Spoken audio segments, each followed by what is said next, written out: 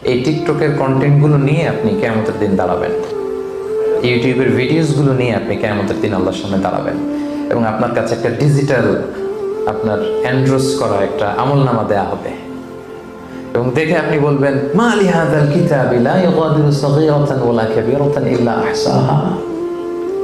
এটা কেমন আমলনামা?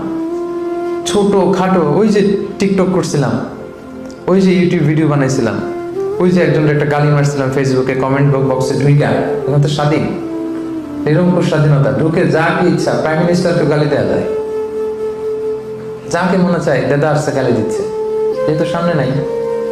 আপনি যেখানে যে কমেন্টস বসিয়েছেন, যেখানে যে টেক্সট করেছিলেন, যেখানে যেটা বলেছেন, যত কন্টেন্ট আপনি ক্রিয়েট করেছেন, এগুলো সব আপনার আমল নামায় সেদিন তুলে দিবে কে? আওয়াজ করে বলেন, তুলে দিবে কে?